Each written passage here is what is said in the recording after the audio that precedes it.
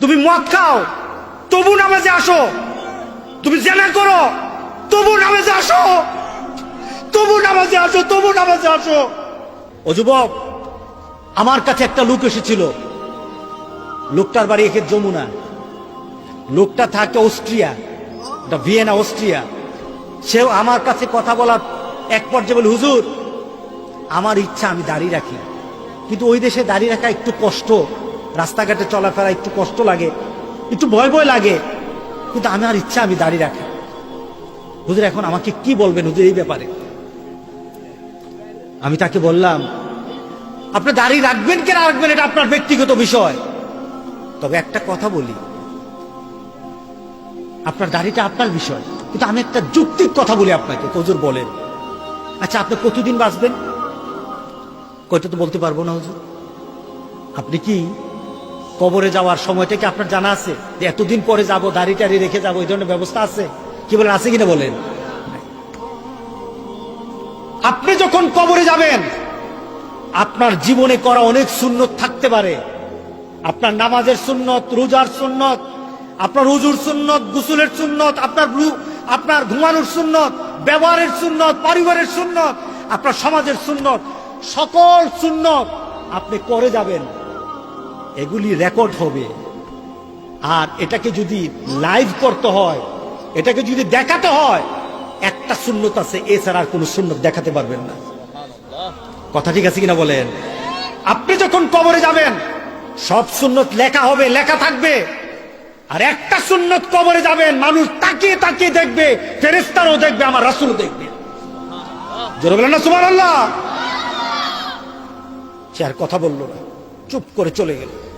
হজ করতে গেল, হজে চলে গেল, আমার সাথে আর দেখা হলো না।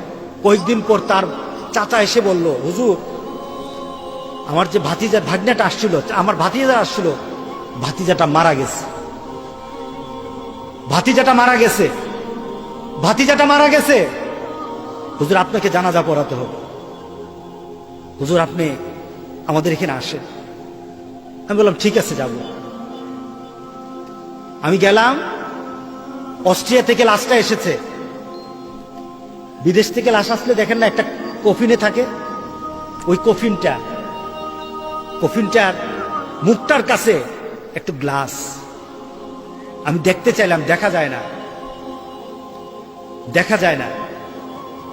এরপর বললাম যেটা খুলে ফেলেন, খোলা হলো, তার মুখটা খোলা। আমি চেহারা দেখেছি দাড়ি ছাড়া, মুখ ভর্তি আমার মতো, আমার থেকে আরো বড় দাড়ি ছিল তার।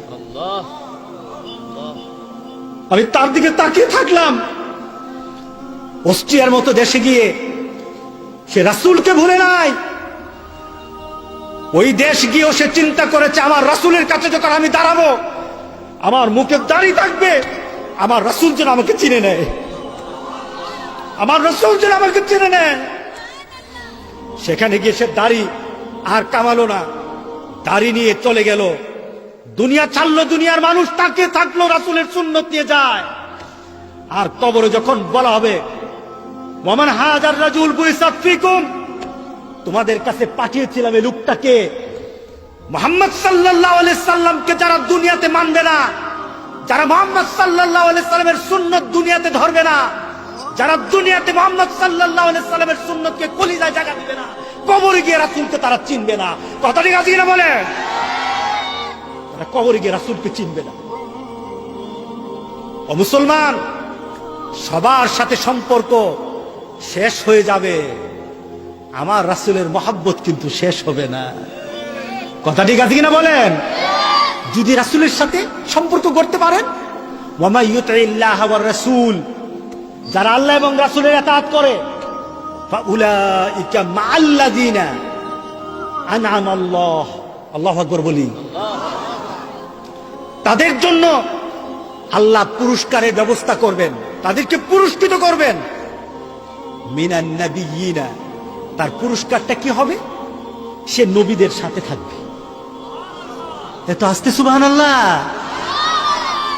দুনিয়ার কোনো বড় সড়ো মানুষের সাথে কারো যাতে সম্পর্ক হয়, আমার সম্পর্ক যদি নবীর সাথে হয়, তাহলে আমার হু দুনিয়াতে হবে না আখেরাতে হবে।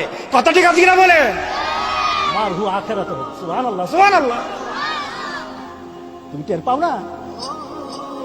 নবীদের সাথে আল্লাহ বলেন তুমি আমার নবীকে মেনে নাও। আমি এই আলোচনাটা করছিলাম মুরাদনগরে। আলোচনার পর আমি শুধু এতটুকু বলেছিলাম, আজকে আমি দেখতে চাই রাসূলের মহাব্বতে কয়জন যুবক দাঁড়িয়ে যাও, যে দাঁড়িয়ে আর কামাবো না। একসাথে 10টা ছেলে দাঁড়িয়ে গেল। এমন কান্নার রুল পড়েছে মাহফিলে, মাহফিলের মধ্যে সবাই কান্না আরম্ভ করলো। 10টা ছেলের দিকে তাকিয়ে থাকলাম, আর মনে হলো যেন রাসূলের মহব্বত তাদের কলিজার মধ্যে এখন ঢুকে গেছে।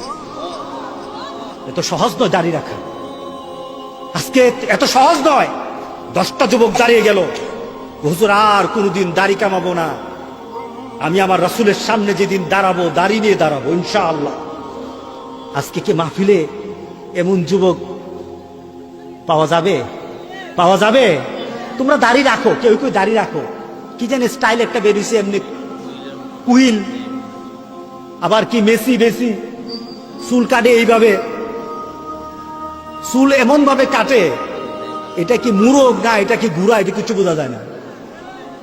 চুল থাকে উপরের দিকে, এরপরে চুল কাটতে কাটতে আবার মাথার মধ্যে লেখে নাই বোধ, মাথার মধ্যে ডাক দে। তুমি কারে অনুসরণ করো? তুমি যাদেরকে অনুসরণ করো তাদের সাথে তোমার হাসর হবে, মনে রেখে দিও। তুমি যে শার্টটা পরেছো, কেউ শার্টটা যদি কারোর মতো হয়ে যায়, তুমি নরমাল শার্ট পরো, নরমাল শার্ট পরো, নরমাল গেঞ্জি পরো, সাধারণ গেঞ্জি পরো, গুণা নাই। শার্টে কোনো গুণা নাই, প্যান্টে গুণা নাই। যেই প্যান্ট তোমাকে চাল চলনে ভদ্রতা শিক্ষা দেয়, ভদ্রতা প্রকাশ পায়, ওই প্যান্টে কোনো সমস্যা নাই। কিন্তু যখন ওই প্যান্ট পরো, যে এটাকে আগে বানাইছে নাকি তোমার আগে বানাইছে বুঝাই যায় না। আর যখন একটু নুইতে পারো, তাহলে পাছার নিচে যাইতে যাইতে সবকিছু দেখা যায়। এমন আছে কিনা বলেন? আছে কিনা? প্যান্টগুলি ছোট করে দিয়েছে। মুসলমান তুমি বুঝো না, তোমার ইমান ধ্বংস করার জন্য যত পথ, যত মধ্যপথ, যত মত, যত পদ্ধতি তুমি জানো না, কিন্তু ইহুদি খ্রিস্টানরা জানে। তোমার নামাজ যদি তুমি পড়ো, তোমার নামাজ নষ্ট করতে হবে। কিভাবে করবা? প্যান্টটা ছোট করে দে, গেঞ্জিটা ছোট করে দে, ছোট ভাইয়ের গেঞ্জি, হ্যাঁ তার কোনো গেঞ্জি নাই, একটা ছোট্ট গেঞ্জি পরে নাবির উপর গেঞ্জি চলে আসে। কি বলেন, আছে কি না? আপনি দেখবেন রাস্তাঘাটে, দেখেন এই ছেলেগুলি নামাজে নেবেন না, নামাজ পড়তে পারে না নুইতে পারে। প্যান্টটা কেমন করে বানানো হয়? প্যান্টটাকে বানানো হয়, তুমি যতবার যতবার যতবার এই প্যান্ট পরে থাকবা, যত বছর থাকবা, তোমার সাথে আল্লাহর সাথে রাসূলের সাথে কোনো সম্পর্ক নাই। তুমি প্যান্ট পরো, তোমার প্যান্টটা হবে তোমার নাভি ঢেকে যাবে, তোমার টাকনুর উপর নিচে পর্যন্ত যাবে, হ্যাঁ তোমার টাকনুর উপরে থাকবে, আর হাঁটুর। এক ছেলে দেখলাম, সে নামাজ টামাজ পড়ে না, দাড়িটা কি একটা ফ্যাশন জানে দাড়ি, এখন নতুন একটা দাড়ি আসছে না, ওর দাড়ি রাখতে রাজি আছে, কিন্তু রাসূলের দাড়ি রাখতে রাজি না। কিন্তু দাড়ির স্টাইল কিন্তু সুন্নতের না, দাড়ির স্টাইল হলো নায়ক নায়িকাদের মতো, নায়ক নায়কের মতো। কি বলেন, ঠিক না? নায়কদের মতো দাড়ি রাখে। এই দাড়ি রেখে তারা নিজেদেরকে সৌন্দর্য বাড়াতে চায়। আমি হঠাৎ একটা ছেলেকে দেখলাম যে এইভাবে পরা, দেখলাম টাকনুর উপর জামা, আমি তো আলহামদুলিল্লাহ, সে তো টাকনুর উপর জামা পড়তেছে। হঠাৎ একটা মেডিকেল একটা জিনিস একটা সার্চ করলাম, সার্চ করে দেখলাম যে আমেরিকাতে বর্তমানে যুবক ছেলেরা টাকনুর উপর জামা পরে। তার পিছনে কারণটা কি? কারণটা হলো মেডিকেল সায়েন্স বলছে টাকনু এমন একটা স্থান, যে স্থানে মানুষের অনেক কিছু এখানে জমাট বাঁধা থাকে, এটাকে খোলা রাখতে হয়। এটা যদি রাখা হয়, যুবক তার যৌবনের গ্যারান্টি পায়, যুবক ভালো থাকে, যুবকের স্বাস্থ্য ভালো থাকে। এখন মেডিকেল সায়েন্স বলল টাকনুর উপর জামা পরো, এখন যুবকরা বলল টাকনুর উপর জামা পরতে হবে। কিন্তু 1500 বছর আগে আমার রাসূল বলেছেন, যারা টাকনুর নিচে জামা পরে কাল হাসরের দিন আল্লাহ তাদের দিকে রহমতের দৃষ্টিতে দেখবেন না। যারা টাকনুর উপর জামা পরে তাদের পায়ের মধ্যে আগুন লাগানো হবে, আগুন দিয়ে তাদেরকে পাগুলি ছেঁকা হবে। 1400 বৎসর আগে রাসূল বললেন টাকনুর উপর জামা পরো, 1500 বৎসর আগে রাসূল বললেন, কিন্তু এই কথা কিন্তু কলিজা কানে যায় নাই। কথা ঠিক আছে কিনা বলেন? আজকে যুবক তুমি দাড়ি রেখে দেখো, ওই যে লোকটা মারা গেল তার লাশটা যখন দেখলাম আমার ভিতরে এই অনুভূতি আসলো, তার হয়তো জীবনের অনেক আমল বাদ হয়ে যেতে পারে, কিন্তু দাড়ি রাখার আমলের কারণে হয়তো আল্লাহ তাকে সবকিছু মাফ করে দিতে পারে। আমাদের এমন একটা চাহিদা করা দরকার আছে কিনা বলেন? অনেকে আবার মনে মনে বলে যে নামাজ পড়ার সময় বুঝি পাঞ্জাবি লাগায় টাকা পড়া লাগে কিনা। না না, তোমার সতর ঢাকা থাকতে হবে, এটার মূল। কি রাখতে হবে বলো? সতরটা ঢাকা থাকতে হবে। আর তোমার পোশাকটা যেন এমন হয় নামাজ পড়তে যেন তোমার অসুবিধা না হয়।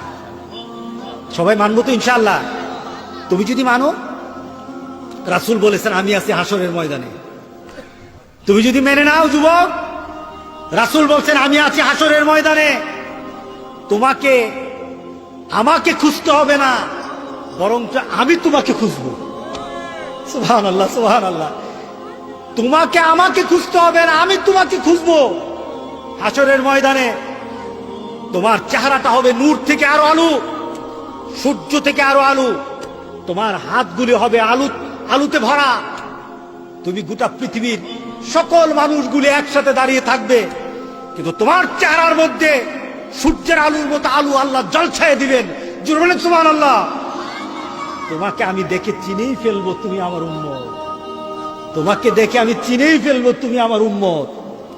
যুবক, তুমি কি জানো সেটা কি? সেটা হলো 5 ওয়াক্ত নামাজ পড়া, 5 ওয়াক্ত নামাজের জন্য উযু করা। 5 ওয়াক্ত নামাজ পড়া, 5 ওয়াক্ত নামাজের জন্য উযু করা। যদি করতে পারো, তুমি গুনাহ করো, আমি বলি তুমি গুনাহ করো, নামাজে চলে আসো। ছাড়তে পারো না, তবু নামাজে আসো। তুমি মদ খাও, তবু নামাজে আসো। তুমি জেনা করো, তবু নামাজে আসো। তবু নামাজে আসো, তবু নামাজে আসো। কারণ নামাজ ছাড়া তোমার পরিচয় নাই। নামাজ ছাড়া তোমার পরিচয় নাই। নামাজ ছাড়া তোমার পরিচয় নাই। তুমি যাই করো, নামাজে আসো। মাবুদ, তুমি তো এই এলাকার মানুষগুলিকে নামাজি বানায় দাও। আমিন বলি, আমিন বলি। মাহফিল হয়, মাহফিল হয়, হেদায়েত হয় না। মাহফিল হয়, মানুষ পরিবর্তন হয় না। এমন মাহফিলের দরকার নাই যে মাহফিল থেকে নামাজি বের হবে না। কথা ঠিক আছে কিনা বলে? আল্লাহ যেন সবাইকে নামাজি বানায়। আল্লাহুম্মা আমিন।